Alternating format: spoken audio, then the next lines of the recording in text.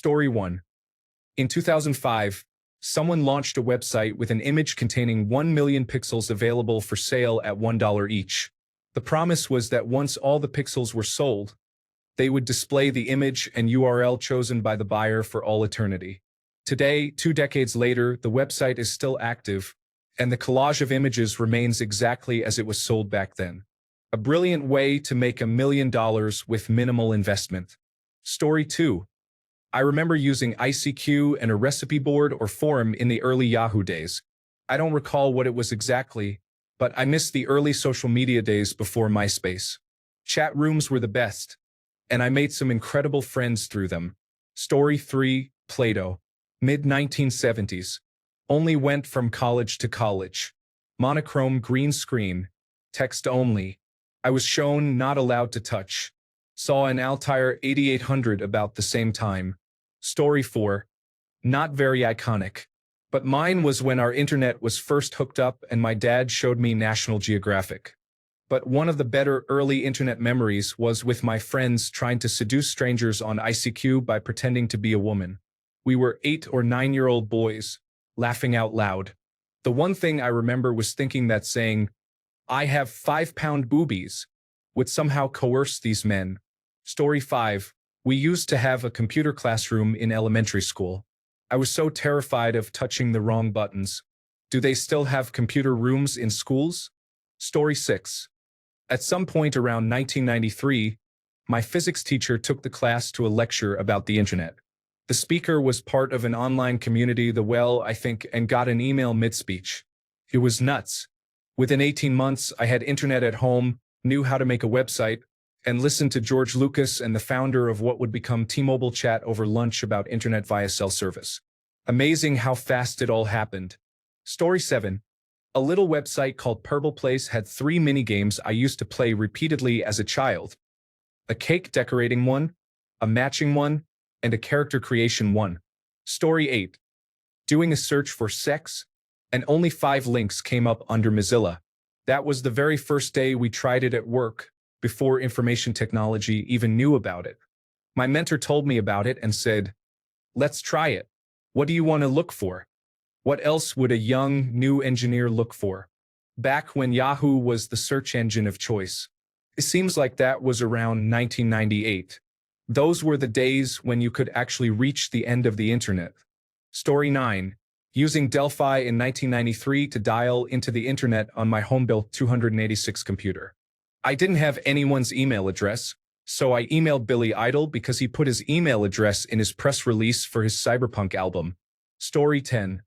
That high-pitched noise when connecting the telephone line to the internet. I watched my cousin boot up the internet by disconnecting and connecting some wires, starting up a chat room to message friends. Damn, I'll never forget that sound. Story 11. I remember my father showing me what the internet was. It was more of a concept to the public then, probably 30 years ago. I watched the internet blossom as I grew up. I saw it all from the very beginning. Story 12. Neopets, AOL trivia rooms, doing the crap. Can't remember the name. Basically an internet scavenger hunt whose name is a play on another word that's been internet-ified. Remembered part of it, Surfari. Story 13. When I was 9, I visited my family in Australia. One night, all the grown-ups went out for drinks or whatever and left all of us kids at home. My older cousins or second cousins showed me internet pornography from 1999. To a 9-year-old, I will never forget those bushes. Story 14. Netscape and Windows needed TCP/IP added manually before they even worked. Text chat rooms on modem dial-up to 8-bit computers with multiple incoming phone lines before that. Exciting, but I wouldn't call that the internet yet. Story 15. I remember when we got our first computer with Windows 95, the same time we got the internet. The internet was brand new in my country. It must have been about 1996, I think. I would have been 7 or 8. My dad has to have the latest tech, so we were the first people I knew to get it. I remember my dad showing me the homepage on the web browser and then showing me where to click to get to the Disney website. I spent a lot of time looking at that website, completely mesmerized. Then my favorite kids' TV show got a website. The show was called Splash. It was a New Zealand show. Every episode, they would put the web address on the screen. This was when you had to type the whole thing. I didn't understand that all websites started the same and would frantically try to write it all down before it disappeared off the screen. The show was only on Saturdays, and it took me about a month to get the whole thing. Then I spent a while being mesmerized by that. Not long after, I discovered search engines. I spent a long time searching for my favorite video game, Zelda. Then I became hooked on the website Odyssey of Hyrule. Through that, I discovered fan art and became obsessed with this one artist who would post their stuff. Then I discovered those websites that have templates for building your own website. I had to do a presentation on Japan for a school project, so I made a website about it. None of the kids in my class believed that I had made it because they didn't believe regular people could make their own websites. Then I discovered Hotmail and had so much fun creating new email addresses with video game characters' names. Then MSN Messenger became a thing. Good old days. Story 16. We were planning a large electronic Christmas party in 1995, and I was at a friend's place where he logged on and posted about it on 2 forums. In hindsight, the post probably meant more to us than the party since the internet was so niche at that time in slightly rural Denmark. I wasn't very impressed since it took almost 2 more years for me to get my own personal computer. I was managing the party mailing lists using literal mail, not email, on an old Macintosh Classic until I made the switch. Then, it took 2 years before we stopped using the mailing list and switched to email only around 1999 to 2000. When I got the personal computer, one of my friends, a music producer with several records to his name, came over and filled my computer with music-related software and some adult content, to be honest.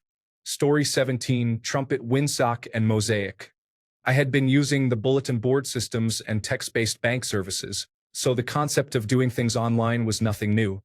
However, the mouse-keyboard ratio shifted from 1% to 99% to 80% to 20% practically overnight.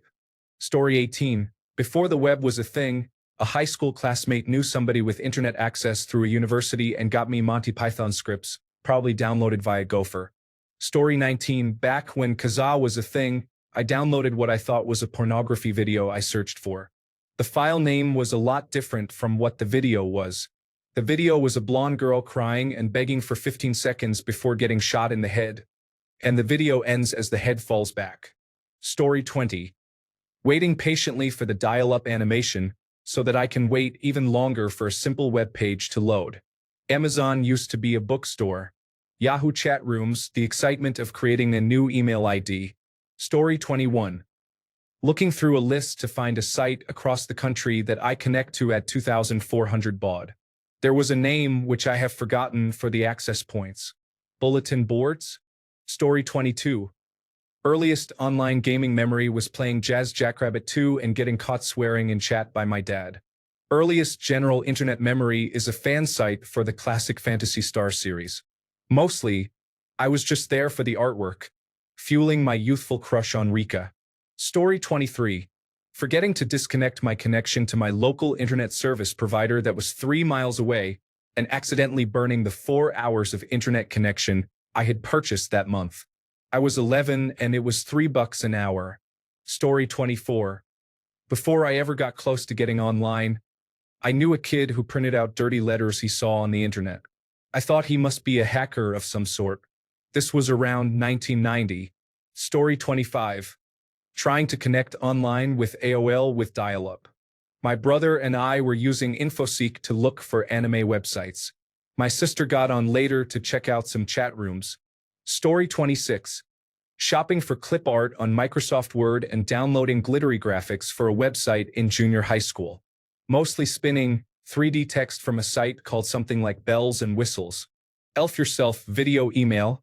Add pictures of your family's faces to the bodies of dancers in pre-recorded and edited videos. Emailing grandmother. Chat rooms on Yahoo and America Online. Some e-cards. MySpace. LimeWire. Earlier YouTube, Sh55 by the X Group. Kelly Shoes, Trolley Lewis Skittles. Charlie, Rusty Spoons. Cell phone to God. Story 27. I was like 4 sitting on my stepdad's lap while he was using the library computer to look up images of what people look like after jumping off a cliff. Very poorly photoshopped, altered CGI, whatever it was obviously fake. But at the time, he was just tripping out like, whoa, this is totally real. The early 2000s was a crazy time. Story 28. Probably playing Roblox Murder Mystery 2 at my friend's house back in 2015. Other than that, it would be playing Minecraft with my brother back in 2013, but that wasn't much of an online experience, more of a local area network experience. Story 29. I was 10 years old and searched for idiots on Google Images for a laugh, then searched for dumb people for another laugh. Then I searched for rude people and was unexpectedly greeted with inappropriate images. My 60-year-old grandmother then slapped me on the back of my head. I never brought it up or explained myself. Sometimes I wonder if she still remembers. Story 30. Games Bob on my grandma's living room computer. I remember playing a Wallace and Gromit copter game in Fancy Pants, and what I think was a bush point and shoot game with the Queen of England. I also remember watching Weird Al and the Ultimate Showdown. Story 31. When WhiteHouse.com was a porn site, laughing my ass off. 11-year-old me would print pictures from those sites to sell at school. My dad designed and built houses, so we had T1 internet super early. Story 32. The original Diablo played it online in 2002 because my older brother was gone, so I was using his PC. Played on a server for 8 hours with a person by the username BB Mystic. Was a super nice dude and actually walked me through a full playthrough, and that was pretty rad of them because I was 9 and never beat the game prior to that solo. Why do I remember this specific moment or that specific username like it was yesterday 22 years later? Couldn't tell you, but it's a very fond memory. Story 33. 2 core memories, both in the 1990s and in the era of dial-up internet and floppy disks. The first is the time I was browsing a website and I highlighted text and hit backspace. I was completely convinced I had damaged or broken the website. The second is emailing my older sister. The school set up email accounts for each student, and feeling so cool to have someone I could email. Story 34. I remember we had computers as a class in 1986. These were original Apple personal computers. Convent school, so plenty of funding. There were Microsoft personal computers as well. We were taught poorly how to program. I moved schools where there were no computers. My family got a dial-up personal computer when I was in my 20s. Story 35. Maddox, the best site in the universe, I think it was called. The World Wrestling Federation chat rooms around 1998 to 1999 were a wild ride of rampant, unmoderated sexism, racism, and profanity. Learned a lot from there as an early teen, and nothing at all about wrestling. Story 36. The first morning we got 56 kilobits per second. I dialed up and opened Internet Relay Chat, thinking it was the internet. But I assumed I had no idea what I was doing as there were no pictures. Story 37. My friends and I were supervising the download of the Pamela Anderson and Tommy Lee sex tape. It took over 24 hours on a 24.4 kbps internet connection in Sydney, Australia. Many beers were had, many laughs were shared, and great memories were made, none of which involved the sex tape. I don't even remember if we saw it in the end. Story 38. I finally convinced my parents to get America Online dial-up. The first website I could think of was www.whitehouse.com, thinking I would go to the White House official website. It was a porn site. Story 39. My brother in 1995. Check this out. I can get online.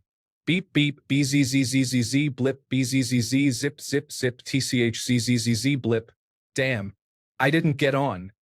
How do you know? I can tell by the sound. I was amazed. I thought he was the internet whisperer. Story 40. When I was 13, I used to search carimages.com on my dad's keypad phone to download less than 144p images and stare at them as achievements. We had global system for mobile communications back then, so an 8 kilobyte image used to take around 5 minutes to download. I missed the smell in the air from back then. Story 41. Around 2010, a friend of mine at school showed me a now infamous website called Best Shockers. I witnessed a chainsaw beheading, cereal being eaten out of someone's rectum, and some sort of spiked ball being shot into a woman's anus via slingshot. All in a span of about 2 minutes. I remember being so shaken.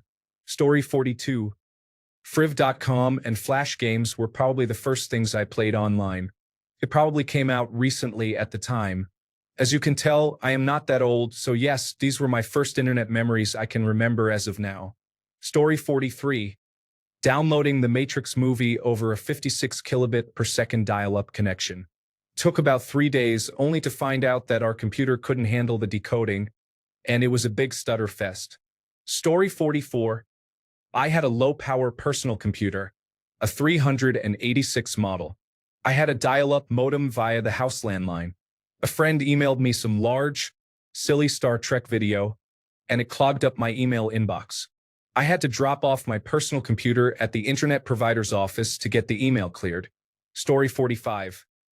My dad called the whole family into the computer room and made us all watch as he logged into America Online for the first time. It was the early 1990s. I absolutely did not understand what the big deal was. Story 46. Gathering around a computer in the school science lab at an after-school club, so a clubmate could show us Badger Badger. My back is fine, thanks for asking. Story 47. I connected with a random stranger on Microsoft Network Chat. He said he was 22 and asked me my age. I told him I was 11 at the time. Looking back, I realized the things he spoke about were an attempt to groom a little girl. Story 48. There was this feature for MSN users where they could make their own web pages, and I used to go on the Jesse McCartney ones and talk all day after school. One time, this person posted a phone number claiming it was his. I didn't know any better, so I called it. Turns out it was actually his.